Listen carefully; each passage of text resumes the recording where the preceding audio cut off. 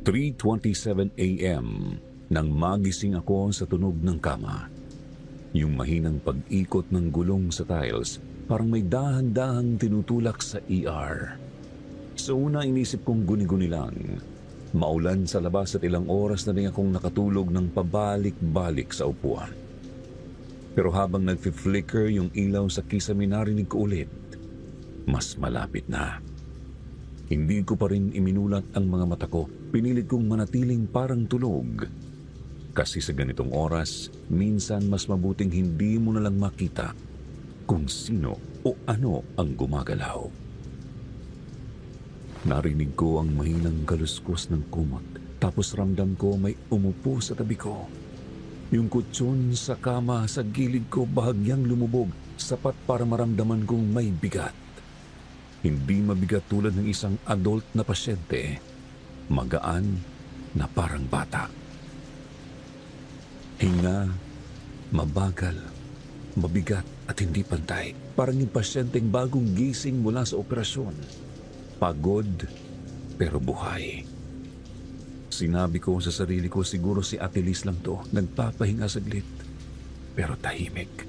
Mula yung tunog ng tsinelas niya, wala ring huminga ng malalim o umubo gaya ng madalas niyang gawin. Mga ilang minuto pa bago ko piniling dumilat. Pagtingin ko, walang tao sa kama. Walang umalis pero may naiwan. Isang maliit na bakas sa bedsheet, parang hugis ng katawan ng nakahiga. Yung gitna lang ang may lubog, parang may nakaupo o nakahiga ng matagal. Tumingin ako sa paligid. Tahimik ang buong ER. Wala ring bagong pasyente, pero ramdam ko yung malamig na hangin na parang humaplos sa batok ko kahit sarado naman lahat ng bintana. Bumilis ang tibok ng puso ko. Gusto kong isipin na pagod lang ako, na baka dahil lang sa ilaw o sa ulan. Pero habang tinitigan ko yung bakas sa kama, hindi ko maiwasang maalala yung bata. Yung pasyente ko noon, si RJ. Mula ng araw na yun, hindi na naging tahimik ang ER. At simula nun, Sir Jupiter, hindi na rin ako nakatulog ng buo tuwing sumasapit ang 3:27 a.m.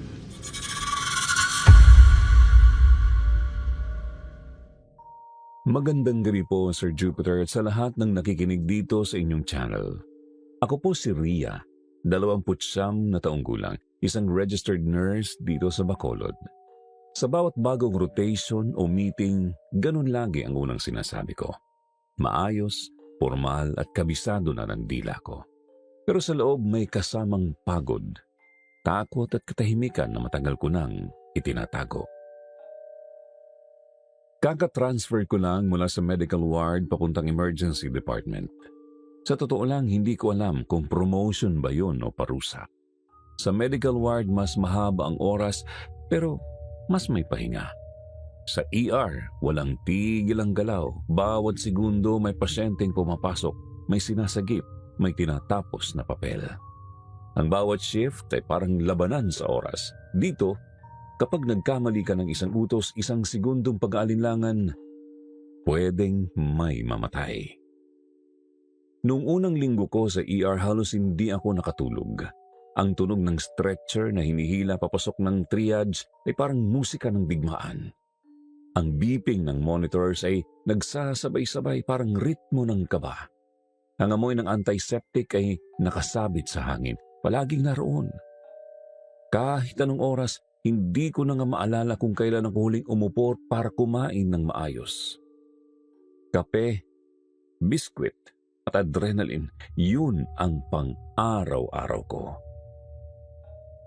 Naalala ko pa, sabi ni Ate Liz, ang senior nurse na madalas kong kasabay sa gabi.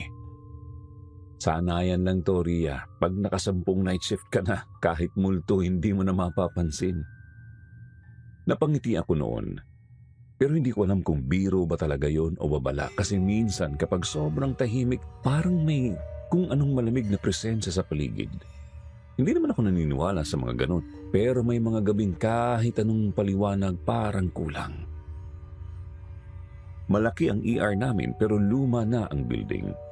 Pagpasok mo, nandoon ang triage desk kung saan tinatanggap ang mga bagong pasyente. Sa kaliwa, may 6 na kama na may kurtina. Sa kanan, ang minor OR at malapit doon ang exit papuntang loading bay. Sa dulo ng pasilyo, may isang pediatric room. Sarado na mula pa nang masunog ang parteng yon, taon na ang nakalipas. Wala ng pasyente doon pero nililinis pa rin kada linggo. Sabi ng ilan, may bata pa raw na umiiyak doon tuwing madaling araw. Ako naman, tinatawanan lang yung mga ganong kwento. Sa isip ko, lahat ng lumang ospital may ganyang chismis. Para lang may mapagkwentuhan kapag antok na ang lahat. Hindi ako mapaniwalain. Lumaki akong naniniwala sa siyensya, sa gamot, sa tamang protocol. Kapag may naririnig akong kwento ng multo, ang sagot ko palagi, baka stress lang, baka pagod ka lang. Pero totoo rin sigurong may mga gabi na kahit gaano ka karasyonal, ramdam mo pa rin na may mali sa paligid. Lalo na kapag umuulan, kapag ang ilaw sa kisame ay humihina at ang ugong ng kuryente ay parang bulong na paulit-ulit. Kapag ang ospital ay parang humihinga ng sabay sa iyo. May mga gabi ring bumabalik sa isip ko yung batang pasyente ko dati sa ward. 6 na taong gulang. Dengue. Ginawa namin ang lahat. IV, compressions, epinephrine. Pero wala na.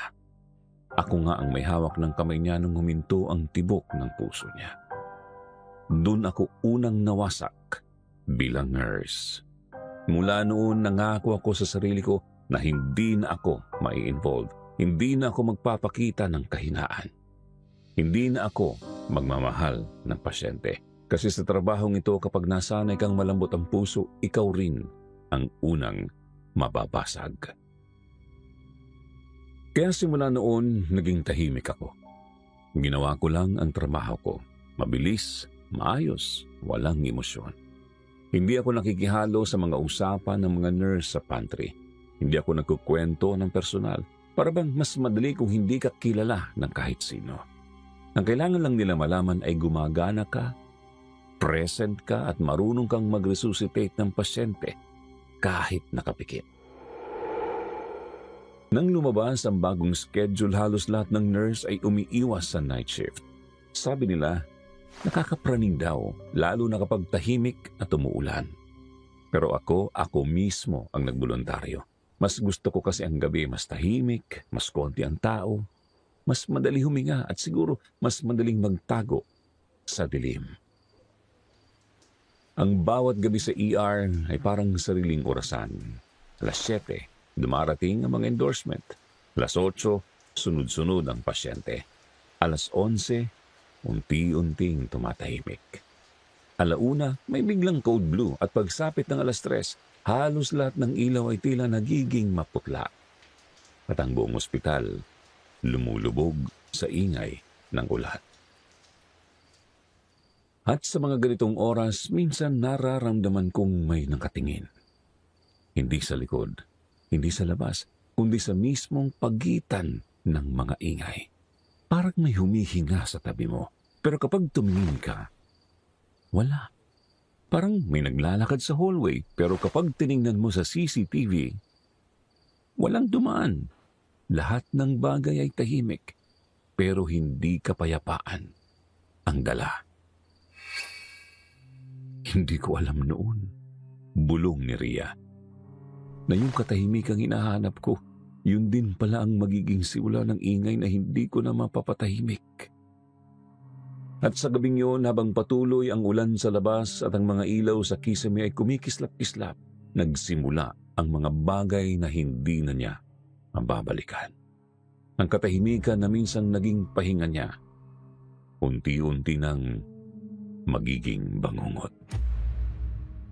Sir Jupiter, hanggang ngayon hindi ko pa rin makalimutan yung gabing yun. Akala ko ordinaryong duty lang. Yung tipong tahimik, konti ang pasyente, tapos makakahinga rin kahit sandali. Pero minsan pala, yung tahimik na hinahanap mo, siya rin yung magpaparamdam ng takot na hindi mo inaasahan. Mga alas 11 ng gabi noon, 3 pasyente lang, isang naka-observe sa bed 3 dahil sa dengue, isa namang nag-aantay ng resulta ng lab test, at yung pangatlo, si Sir Berto, naka-monitor sa may gilid. Tahimik ang lahat. Pati mga kasama kong nurse parang sabay-sabay na napagod sa buong araw.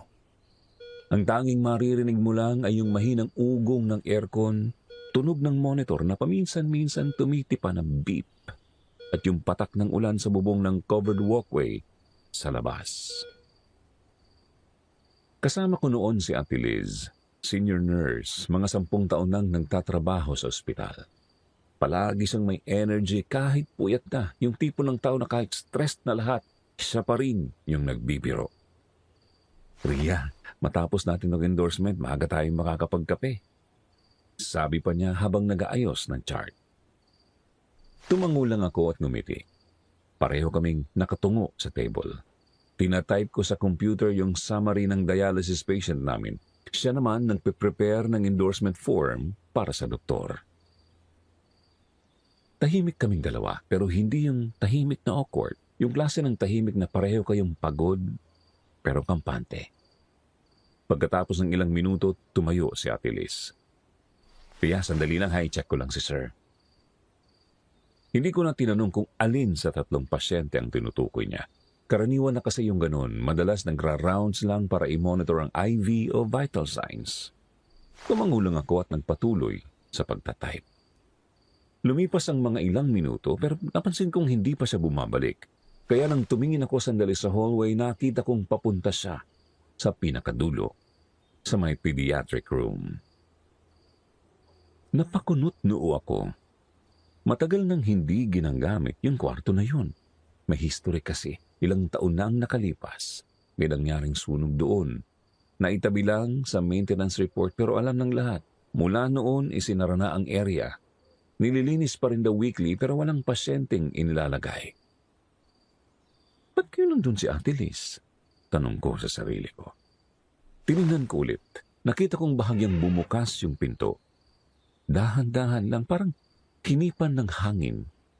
Rinig ko yung mahinang kalansing ng bakal sa hinge. Tunog na pamilyar sa amin pero bihirang marinig kasi laging nakasara ang pinto na yon. Tinawag ko siya. Ate Liz, sa pedya ka? Mahina lang ang boses ko. Ayoko makaistorbo sa mga natutulog na pasyente. Pero walang sumagot. Tiningnan ko ulit at wala na akong nakitang gumalaw sa loob. Bumigat ang dibdib ko pero kinuha ko pa rin yung cellphone ko. Binuksan ko yung flashlight at naglakad papunta ron. Sabi ko sa sarili ko baka may kinuha lang siyang gamit. Baka may kailangan sa stock room sa loob. Pagpasok ko, kaagad kong naramdaman ang lamig. Yung hindi karaniwang lamig ng aircon sa ER. Ito mas malamig, parang humahapdi sa balat at may kakaibang amoy din. Halong alkohol, lumang pintura at alikabok. Yung sahig medyo madulas pa kasi bagong mop daw kaninang umaga, sabi ng housekeeping. Itinutok ko yung flashlight sa paligid. Yung mga crib nakaayos pa rin sa magkabilang gilid ng pader. May mga puting tela na nakatakip. Sa dulo may maliit na cabinet na may lumang nebulizer at ilang oxygen tank. Tahimik ang lahat. Walang gumagalaw. Tapos bigla kong naramdaman yung paggalaw ng hangin sa may batok ko. Hindi yung galing sa aircon. Iba. Parang may dumaan na tao sa likod ko. Yung mabilis. Marahan pero ramdam ko talaga kaya't napatigil ako. Dahan-dahan kong inikot yung flashlight. Tumama sa mga crib, sa sahig, sa dingding. Walang tao. Ate Liz? Halos pabulong na. Walang sumagot. Ang narinig ko lang ay yung malalim kong paghinga at yung mahinang pagtunog ng ulan sa labas. Lalo kong naramdaman yung kaba. Parang lumiliit yung kwarto kahit alam kong maluwag naman talaga. At habang tumatagal akong nakatayo roon, pakiramdam ko, may mga matang nakatingin sa akin mula sa dilim. Hindi ko lang alam kung saan.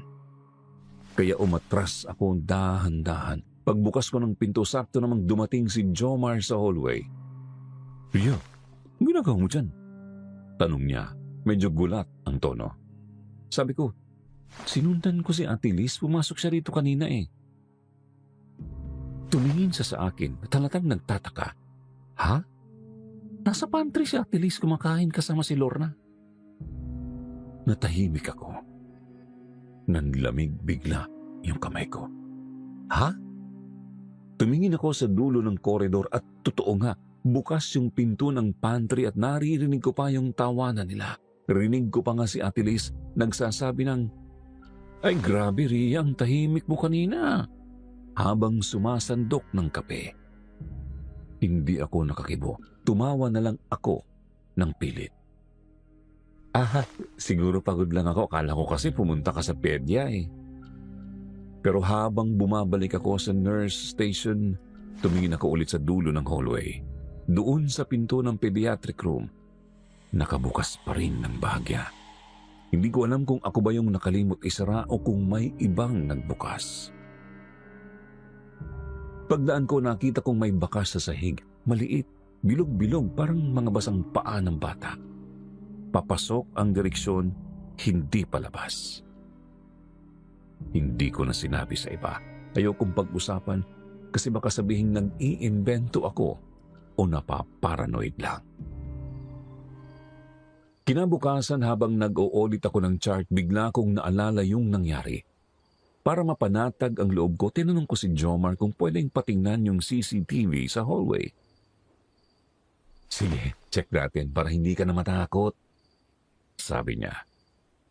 Pagbukas namin ng footage, malinaw pa. Kita yung hallway, yung mga kama, pati yung si Ate Liz na papuntang station. Pero pagdating sa parteng papunta sa pediatric room, biglang nag-glitch, parang nag-skip yung oras. Nawala yung ilang minuto. Blanko at walang laman yung frame. Sabay pa kaming napatingin sa isa't isa. Luma lang siguro yung camera, sabi ni Jomar, pilit na nakangiti.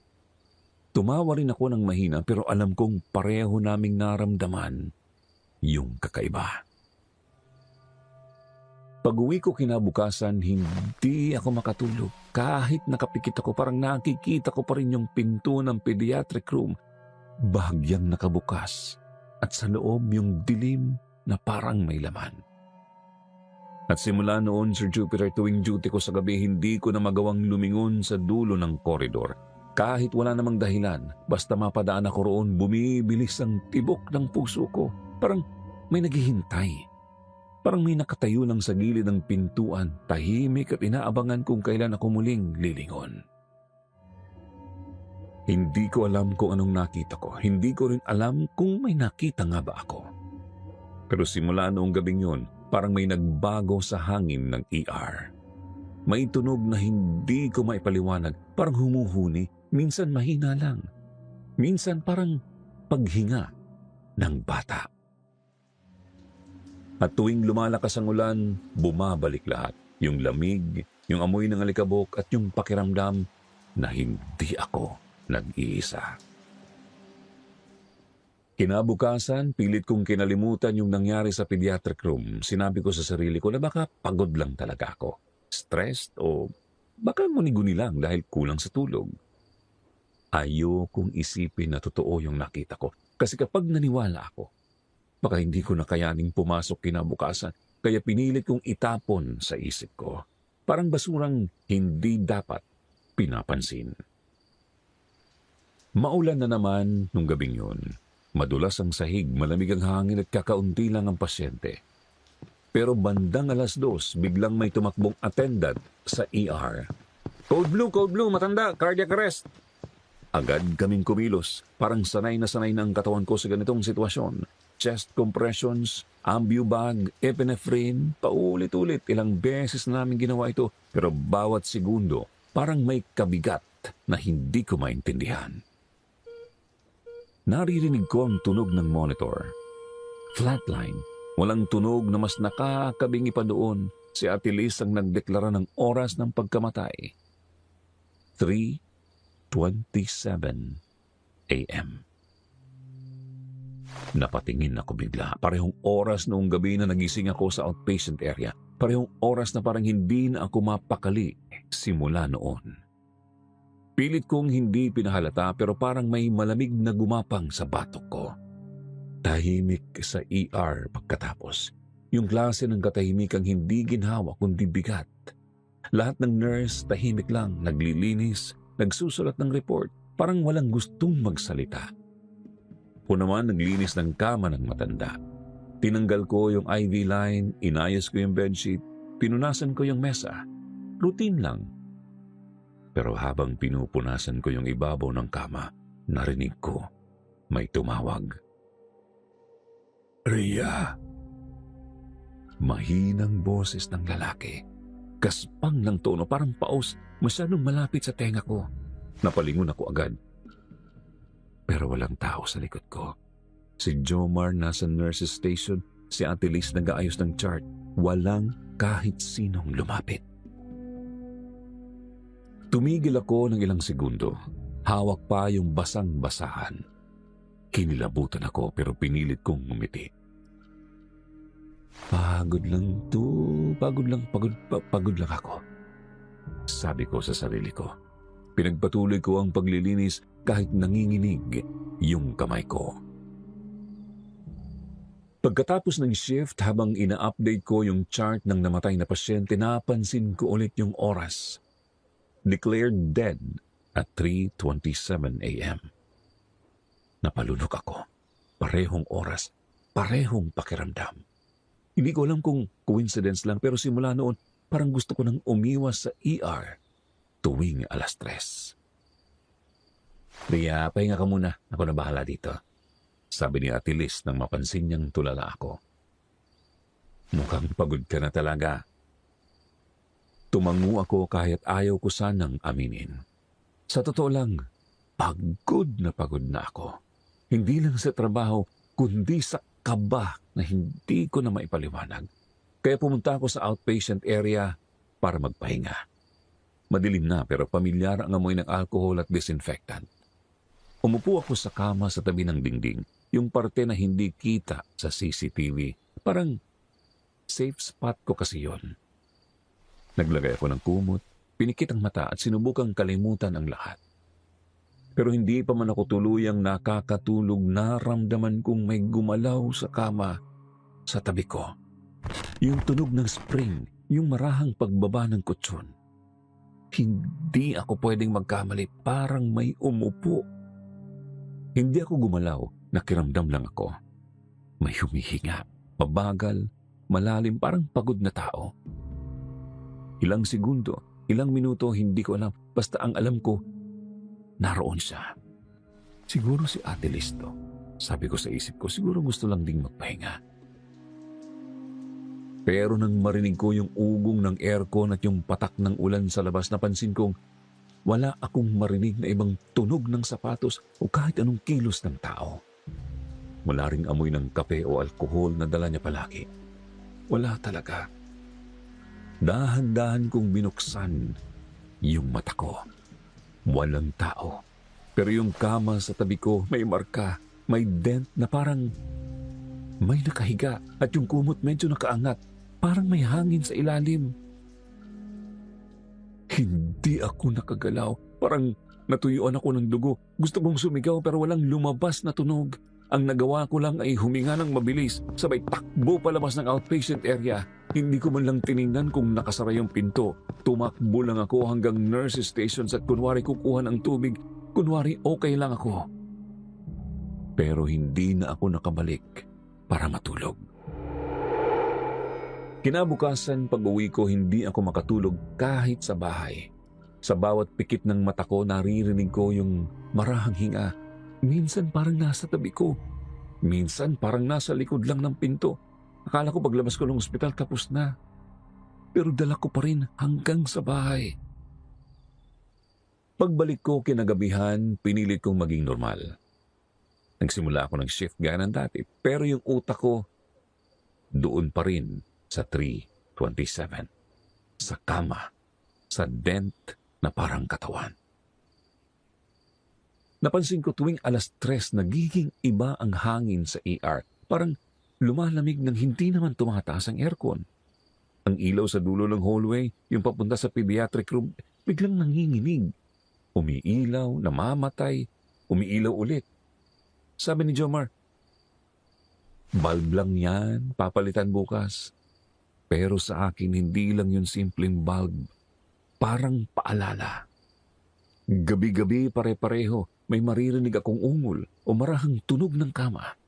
Minsan parang may naglalakad sa hallway, yung mabagal, walang sapatos. Minsan may amoy ng antiseptic na mas matapang kaysa sa dati.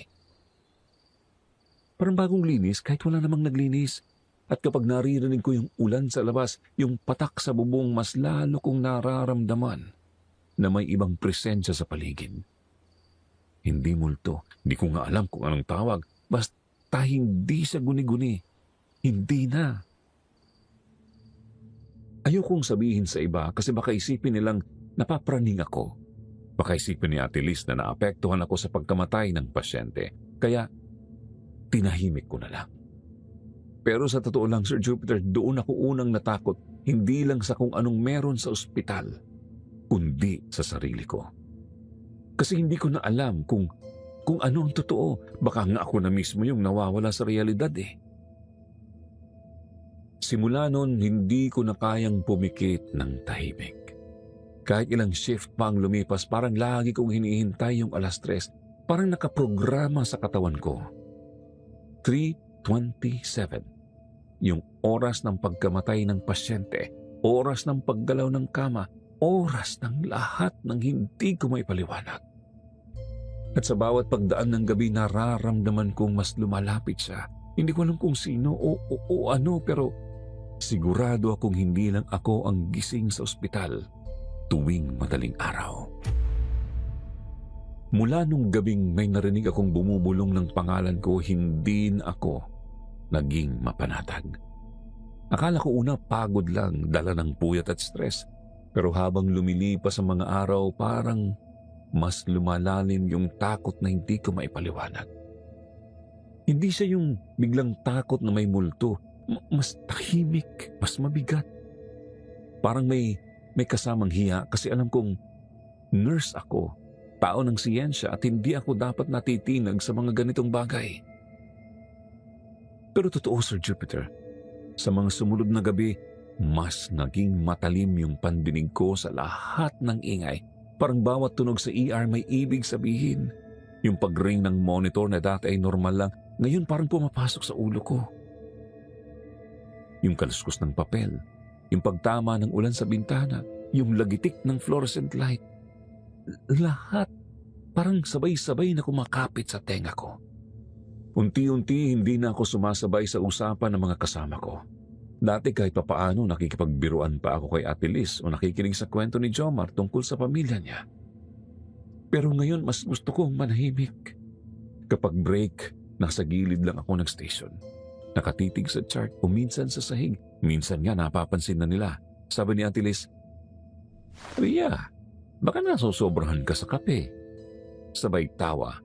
Napangiti lang ako kasi paano ko naman ipapaliwanag na natatakot akong tumingin sa salamin ng nurse's station kasi minsan parang may aninong dumadaan sa likod ko.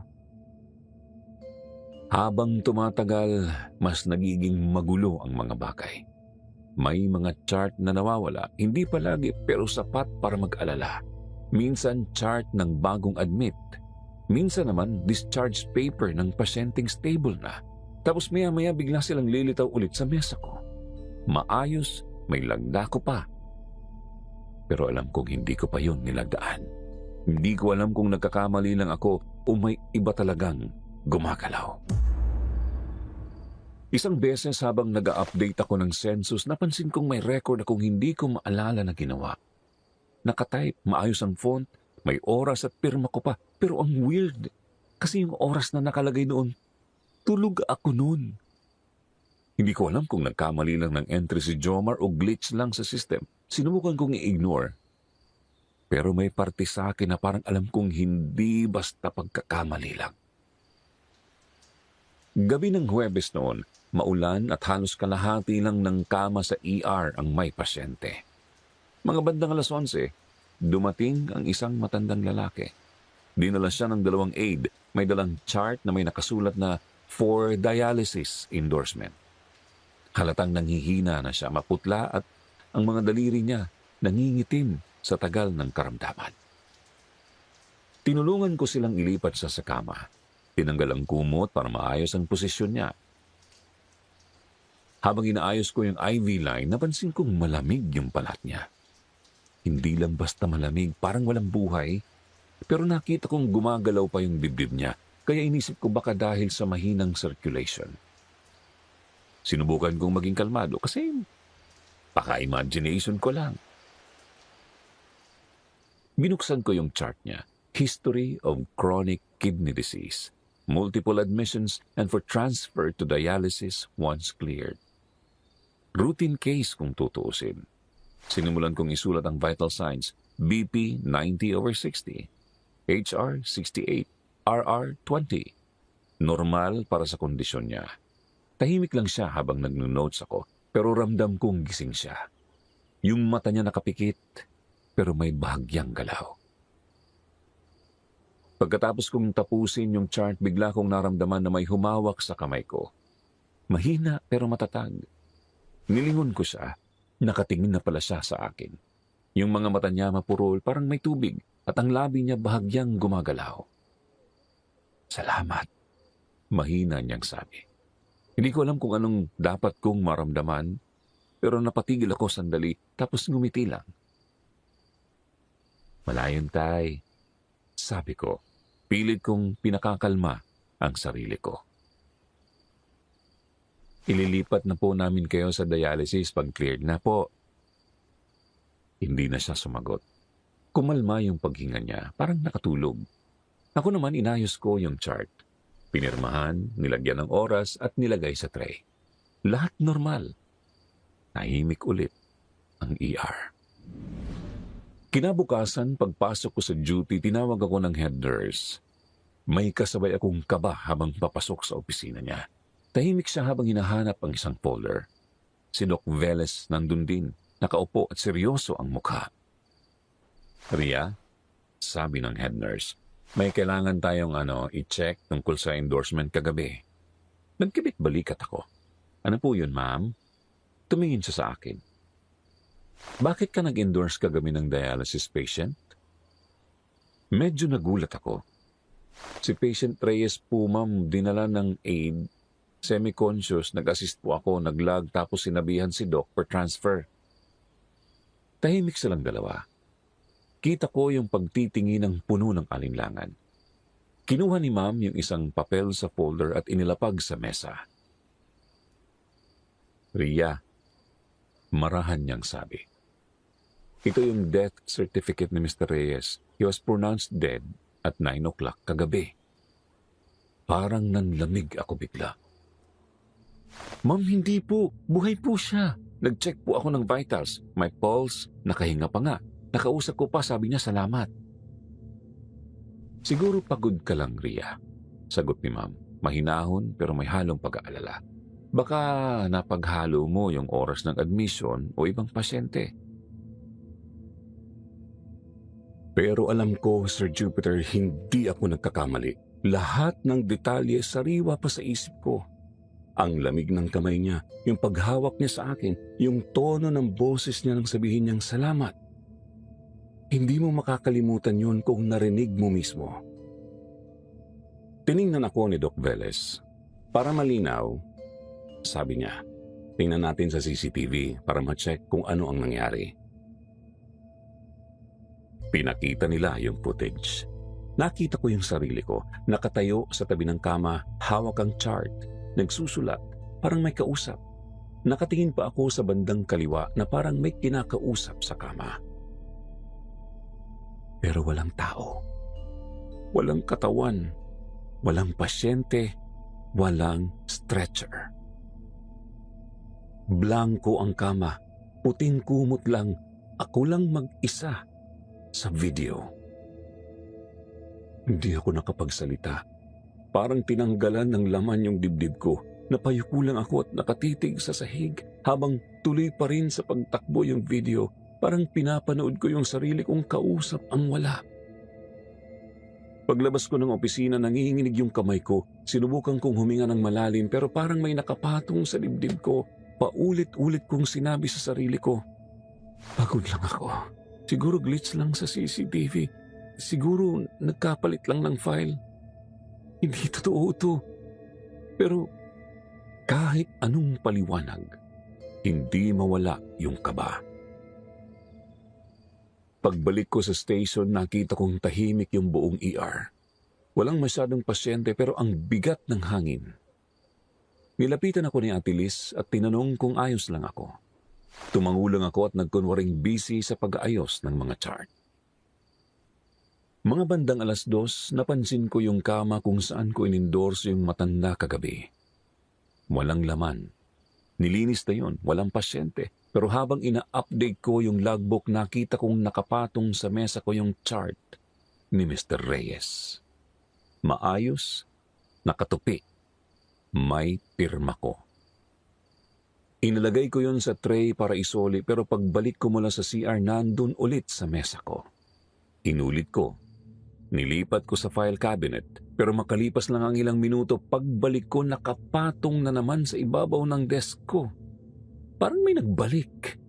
Parehong chart, parehong pirma, parehong oras.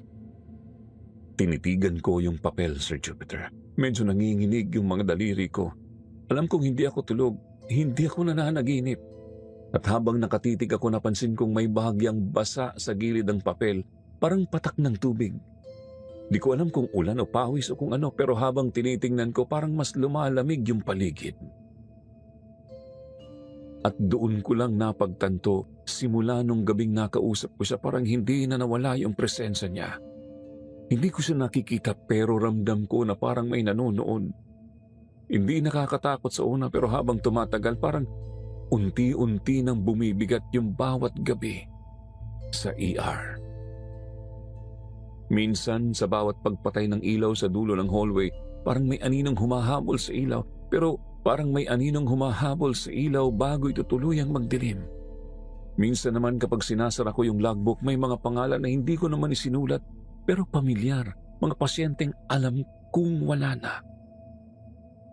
Hindi ko na alam kung alin ang totoo at hindi ko rin alam kung gaano pa katagal kung kayang itanggi sa sarili ko na may nangyayari talaga.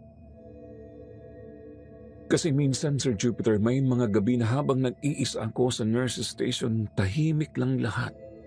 Tapos biglang may marinig akong boses mula sa bandang kama ko na yun. Hindi sigaw, bulong. Salamat. At yun na naman yung oras. 3:27 a.m. Pagkatapos mangyari yun, nagsimula na ako na hindi makatulog ng maayos. Kahit anong pilit kong pumikit, lagi kong naririnig yung tunog ng makina, yung mahina pero tuloy-tuloy na beep na parang pumapasok sa utak ko. At sa tuwing papatayin ko yung ilaw sa kwarto, may parte ng isip kong naghihintay na may marinig na boses ulit. Naging tahimik ako sa duty. Wala na akong ganang makipagbiruan sa mga kasama ko at napapansin nila yun. Lalo na si Ate Liz. Madalas niyang sabihin, Ria, okay ka lang ba? Parang ang layo mo. Ngumingiti lang ako at sinasabi kong pagod lang. Pero sa totoo, hindi ko na alam kung saan nagsisimula yung pagod at saan natatapos yung takot.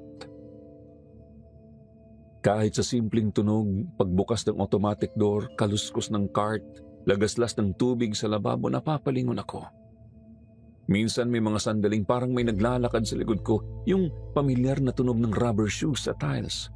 Pero kapag nilingon ko, wala naman talaga. Minsan may chart akong hinahanap tapos biglang nasa ibabaw ng mesa ko kahit hindi ko naman nilagay. May mga form din na parang na-fill out ko na, pero hindi ko maalala kung kailan. Sa bawat araw na lumilipas, pakiramdam ko parang unti-unting nauupos yung lakas ko.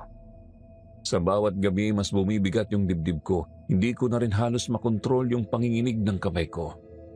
May mga pagkakataon na napapatulala ako habang susulat ng chart at bigla na lang ako magugulat kasi nakatitig na pala ako sa pangalan ng matandang pasyente.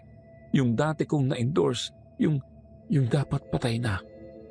Parang paulit-ulit siyang sumusulpot kahit saan.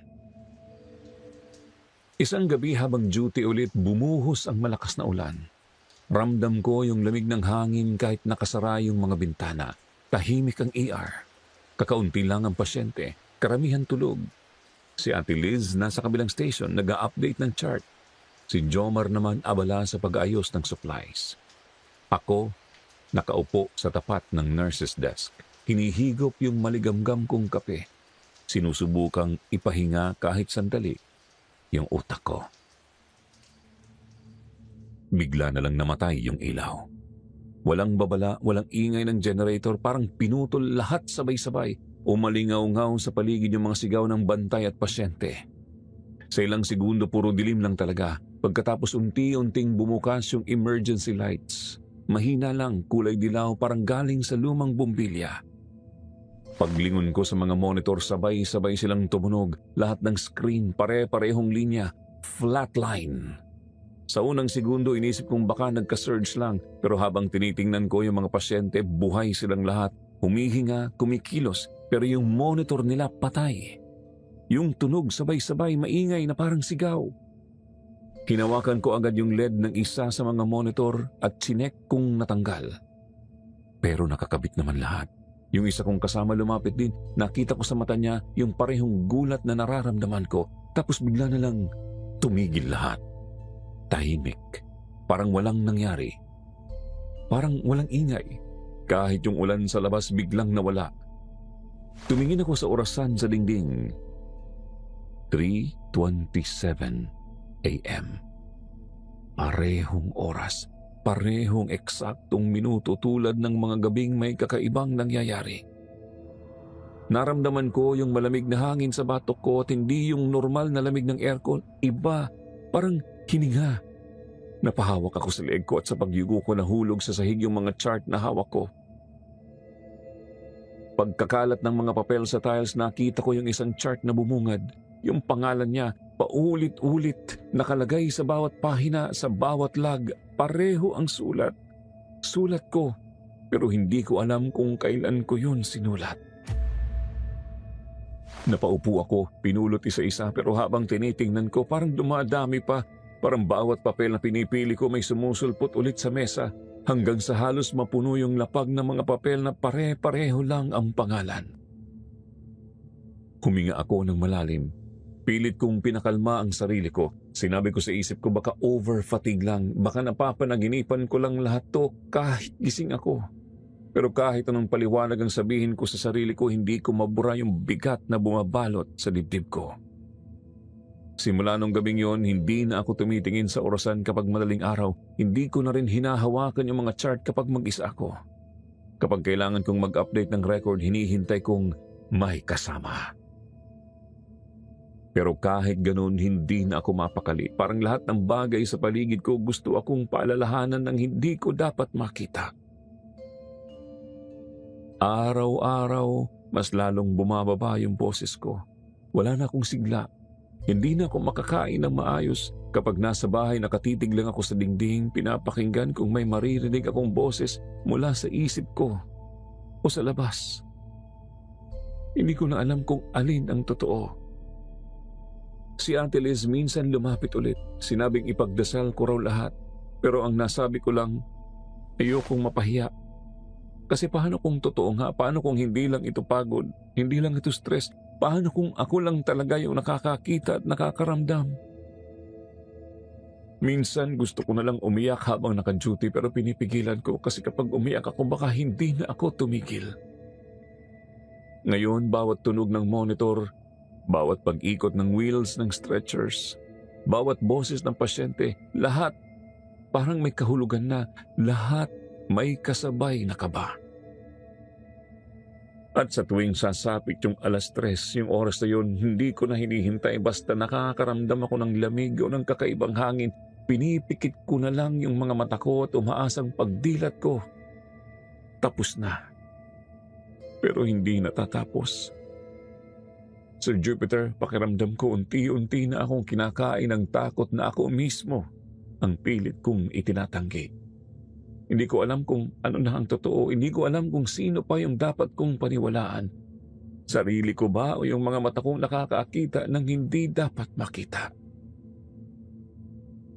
Sir Jupiter, ito na siguro yung dahilan kung bakit ako nagsusulat sa inyo ngayon.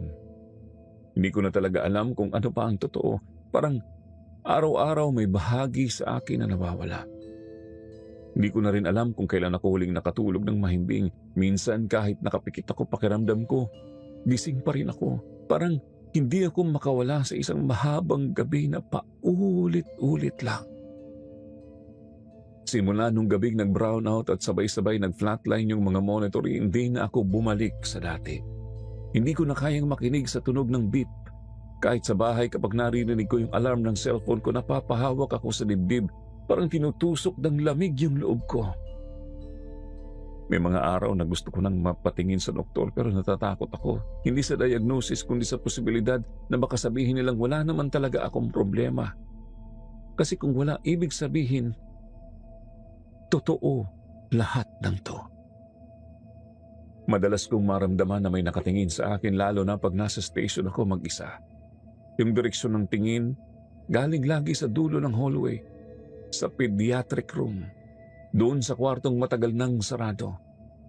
Hindi ko naman nakikita kung may tao, pero parang alam ng katawan ko, alam ko yung pakiramdam kapag may presensyang nakamasid. Yung parang hinihintay kang magkamali. May mga gabing pinipilit kong huwag pansinin.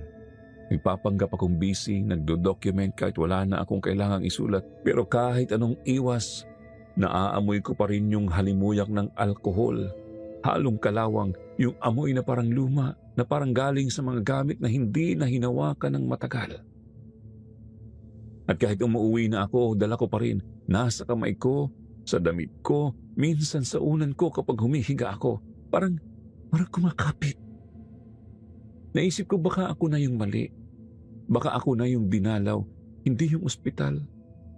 Kasi kahit saan ako tumingin, parang may bahid na siya ng takot na dala ko. Minsan nakikita ko yung sarili ko sa salamin pero hindi ko agad makilala. Parang may ibang tao sa loob ng mga mata ko. Pagod, tahimik, parang laging may gustong sabihin pero hindi makalabas. Si Ate Liz ilang beses na akong kinausap, sabi niya, Ria, mag-leave ka muna, baka burnout lang yan. Ngumiti ako, sabi ko, kaya ko pa naman ate. Pero sa totoo, natatakot akong umalis. Hindi dahil sayang ang araw, kundi dahil baka mas lalo akong lamunin ng takot kapag wala ako sa ospital. Baka mas tumindi pag mag-isa ako sa bahay, baka doon ko tuluyang marinig kung ano yung sinusubukan kong itago. Lumipas pa ang ilang araw at unti-unti kong naramdaman na parang may hinihintay yung gabi. Tuwing papasok ako sa shift, parang may bumubulong sa isip ko, ito na naman. Alam kong may mangyayari, pero hindi ko alam kung ano. Noong huling gabi ng rotation ko sa night shift, ako na lang ang naiwan sa station. Si Ate Liz nag-round sa kabilang ward. Si Jomar tinawag sa ICU. Ulan ulit sa labas. Malakas yung tipong halos di mo marinig ang sarili mong iniisip. Tumutuloy yung tubig sa mga gilid ng bintana at sa bawat kulog parang may kasabay na panginginig sa sahig. Tinapos ko yung documentation ko. Nakasandal ako sa mesa at sinusubukang tapusin lahat bago mag-umaga. Sa sulok ng mata ko, napansin kong bukas ng kaunti yung ilaw sa may dulo ng hallway kung saan naroon yung pediatric room. Pero hindi ko na pinansin. Pinilit kong ituloy yung pagsusulat. Habang nagsusulat ako, naririnig ko yung tunog ng ulan ng pagpatak sa bubong. Nakaka-relax sana pero biglang may dadagdag na tunog. Tunog ng tsinelas na hinihila sa sahig. Mabagal, mabigat. Hindi galing sa labas kundi galing sa loob ng koridor. At ang ritmo, pantay, parang may naglalakad papalapit, pero humihinto kada ilang hakbang. Hindi ko na nilingon. Pinilit kong magpatuloy magsulat. Pilit kong sinasabi sa sarili ko na baka guni-guni lang to. Pero habang tumatagal, mas lumalakas yung tunog. Hanggang sa parang nasa mismong likod ko na. Huminga ako ng malalim. Hindi ko kayang tumingin. Pinikit ko na lang ang mata ko, tinakpan ng kamay at pilit kong sinasabi sa isip ko, normal lang to. Baka janitor, baka guard, baka hangin lang. Tapos biglang nawala yung tunog. Tahimik. Pero hindi kaginhawaan yung sumunod, kundi yung uri ng katahimikan na mas nakakatakot kaysa sa ingay. Parang nakikinig yung paligid. Nang dahan-dahan kong imulat ang mata ko, napansin kong umiilaw-ilaw yung fluorescent sa ibabaw ko. Nag-flicker, puti, dilaw, itim, parang titigil na. Tumingala ako at nakiramdam. Wala akong marinig kundi yung mahinang ugong ng ilaw at yung patuloy na pagbuhos ng ulan. Pero sa ilalim ng tunog na yon, parang may humihinga, mabagal, malalim. Nasa tabi ko lang. Tinapik ko ang dibdib ko, pilit pinapakalma ang sarili. Umupo ako ng diretso, tumingin sa papel sa harap ko, at saka ko lang napansin na hindi na pala chart yung sinusulatan ko. Hindi ko alam kung kailan nagbago, pero nasa harap ko ngayon isang blankong papel na may iisang salitang nakasulat sa gitna. Salamat. Sulat kamay ko pero hindi ko maalala kung kailan ko sinulat. Sir Jupiter, habang sinusulat ko itong liham na ito, naririnig ko pa rin minsan yung tunog na yon. Yung mabagal na paghila ng tsinelas sa sahig. Minsan kahit nasa bahay ako, parang may dumadaan sa labas ng kwarto ko. Hindi ko alam kung matatapos ko pa to, pero gusto kong subukang ikwento lahat bago tuluyang mawala sa akin kung alin ang totoo. Kasi ngayong gabi habang umuulan ulit, naramdaman ko na naman yung lamig sa batok ko at pakiramdam ko hindi na ako nag-iisa dito sa loob ng ER. Sir Jupiter, habang sinusulat ko ito, pinipilit kong maging maayos pa rin ang tono ko. Pero totoo pong nangangatog pa rin ang mga daliri ko. Hindi ko alam kung matatawag pa itong trabaho o isang uri ng pagbabayad. Madalas kong marinig sa mga matatanda rito sa ospital, yung mga kaluluwa, bumabalik lang kung may naiwan. Noon tatawanan ko lang yun, pero nitong huli hindi ko na alam kung alin sa mga naririnig ko ang totoo at alin ang galing lang sa pagod na isip. Gabi ulit noong mangyari yung hindi ko na makakalimutan. Malakas ang ulan at halos hindi ko marinig ang tunog ng aircon sa ER. Kakaunti lang kaming naka-duty. Si Jomar nasa triage, si Ate Liz umalis saglit para kumuha ng supplies. Ako na lang ang naiwan sa gitna. Nag-aayos ng mga chart na parang hindi na nauubos. Wala dapat pasyente sa mga huling kama, pero naririnig ko ang tunog ng gulong ng stretcher na parang may dahan-dahang tinutulak. Hindi mabilis, hindi rin mabigat. Parang may bata lang na naglalaro. Sa una, pinilit kong hindi pansinin. Baka may dumaan lang sa labas o baka hangin lang. Pero nang maramdaman kong gumalaw ang kurtinang nakasabit sa huling kama, kahit sarado ang lahat ng bintana, parang napako yung mga paa ko. Lumapit ako dahan-dahan. Naka-off ang ilaw sa dulo, pero may kaunting liwanag galing sa nurse's station.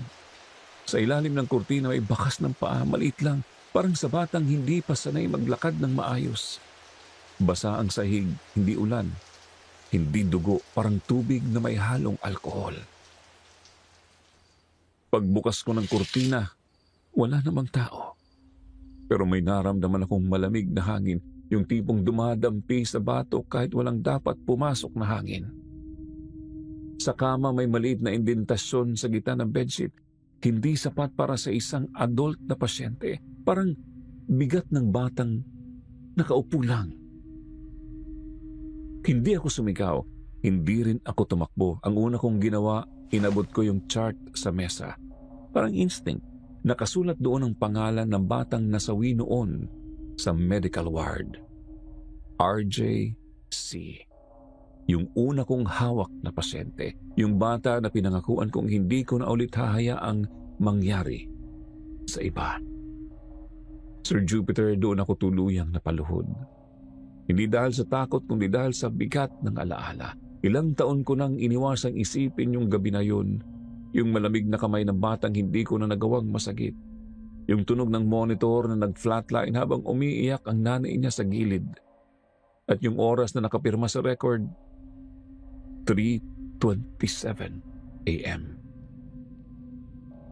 Ilang beses ko nang naririnig yung tunog ng oras na yon sa relo sa station. Pero ngayon lang siya tumunog kasabay ng pag-ikot ng lahat ng ilaw. Parang pinapaalala lang sa akin kung anong araw ako unang tumigil sa pagiging nurse at nagsimulang maging tau-tauhan ng aking trauma. Humigpit ang dibdib ko. Hindi ko na alam kung umiiyak ako o nilalagnat lang. Pinilit kong magdasal kahit hindi ko alam kung ano ang dapat sabihin. Baka sorry, baka salamat, baka pareho.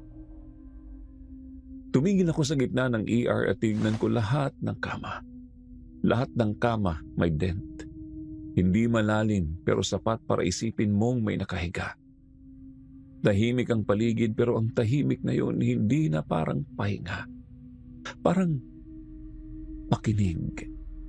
Doon ko naintindihan kung bakit paulit-ulit kong naririnig yung tunog ng stretcher, kung bakit bumabalik-balik yung chart, kung bakit yung amoy ng alcohol hindi nawawala kahit sa bahay. Hindi pala ako nilalapitan ng kaluluwa para takutin. Nilalapitan nila ako para ipaalala na kailangan ko silang pakinggan. Lahat ng tinangka kong kalimutan. Yung mga hindi ko nailigtas, yung mga hindi ko nailaban. Ang gulong ng stretcher muling gumulong marahan lang hanggang sa huminto sa tapat ko. Hindi ko alam kung may kasama akong buhay na tao o wala pero sa sandaling yon hindi na ako umatras. Inabot ko yung railings ng stretcher at sinabing mahina, "Nandito lang ako." Pagtingin ko sa kamay ko nanginginig pa rin pero hindi na sa takot. Sa pag-amin. Nang bumalik si Ate Liz, nakita nila akong nakaupo pa rin sa sahig hawak yung chart. Akala nila inatake ako ng pagod. Sabi ko, "Okay lang po. Kailangan ko lang magpahinga." Hindi ko na ipinaliwanag kung ano talaga ang nakita ko. Hindi ko rin alam kung paano. Kinabukasan nag-file ako ng leave. Hindi dahil sa takot, kundi dahil gusto ko nang makatulog ng tahimik kahit isang gabi lang. Hanggang ngayon, Sir Jupiter, tuwing sumasapit ang 3:27 a.m., nagigising pa rin ako minsan. Hindi na dahil may gumagalaw na kama o humihinga sa tabi ko. Siguro dahil may parte sa akin na hindi pa rin nakapahinga. Pero sa isip ko, iniisip ko na rin na baka ganito lang talaga ang mga ospital. Puno ng mga alaalang ayaw umalis. At baka ganito rin ang mga nurse. Puno ng mga pasyenteng dala-dala kahit tapos na ang duty. Hindi ko alam kung multo nga ba ang nakita ko o konsensya ko lang, pero kung totoo man na may bumabalik, sana ngayong gabi nakahinga na siya ng maayos. Matapos kong mag-leave, 1 linggo lang ang itinagal ko sa bahay. Sa totoo lang, hindi ko rin alam kung talaga bang nakapagpahinga ako. Araw-gabi akong tulog, pero paggising ko, pakiramdam ko galing pa rin ako sa duty. Wala akong naririnig na monitor o stretcher, pero yung katahimikan ng bahay, minsan mas nakakatakot pa. Kasi wala po akong kasama. Wala akong kailangang gisingin, walang tatawag ng nurse. Wala rin akong kailangang sagipin. Doon ko lang napansin kung gaano kabigat ang katahimikan kapag matagal mo nang kinasanayan ang gulo. Tuwing umuulan, naaamoy ko pa rin yung alcohol kahit walang bote rito. At kapag dumadaan ako sa ospital, parang automatic na nagiging alerto ang katawan ko. Parang naghihintay na may tatawag ng pangalan ko. Hindi ko na rin tinatanong kung bakit. Siguro, ganoon talaga kapag matagal mong pinilit maging matatag. Kahit wala na sa paligid mong delikado, nag-aantabay pa rin ang loob mo. Minsan naiisip ko, baka hindi multo ang bumisita sa akin, kundi yung parte ng sarili kong hindi pa nakakabawi. Yung batang pasyente na hindi ko nailigtas, baka simbolo lang yun ng lahat ng hindi ko kayang tanggapin noon. Lahat ng kung sana, lahat ng baka, lahat ng dapat. Pero may isang bagay akong napansin, Sir Jupiter. Simula noong gabing yun sa ER, hindi ko na napapanaginipan yung batang pasyente. Noon, madalas siyang lumalabas sa panaginip ko. Laging nakahiga sa kama, laging nakatingin lang. Pero ngayon, parang wala na siya. Hindi ko alam kung ibig sabihin nun ay nakatawid na siya o baka ako na ang tuluyang gumising. Balak kong bumalik sa trabaho pero hindi muna sa ER. Mag-a-apply ako sa outpatient department. Mas tahimik, mas may oras para huminga. Sabi nga ng head nurse, baka oras na raw para magpahinga ang mga tulad kong matagal nang nasa frontline. Hindi ko alam kung anong ibig sabihin nun pero baka tama siya. May mga gabi pa rin na nagigising ako ng bigla. Minsan, 3:27 a.m. pa rin. Pero hindi na tulad noon. Hindi na may humihiga sa tabi ko. Hindi na may gumagalaw na kama. Ang naririnig ko na lang ay ulan. Minsan lang, parang normal na tunog ng gabi. At sa tuwing maririnig ko po yun, iniisip ko na lang na baka yung mga kaluluwang nakasama ko sa ospital, dumadalaw lang. Hindi para manakot, kundi para magpaalala na minsan ang pagiging buhay ay hindi lang tungkol sa paghinga, kundi sa kakayahang magpatuloy kahit hindi mo pa rin lubos na naiintindihan lahat ng nangyari. Kung totoo ngang may mga nilalang na ginagaya ang balat ng tao, baka hindi lang sila multo. Baka minsan tayo rin yun kapag pinipilit nating magmukhang buo kahit punit na sa loob. Kaya siguro kailangan ko na rin tanggalin yung balat ng pagiging matatag kahit sandali lang.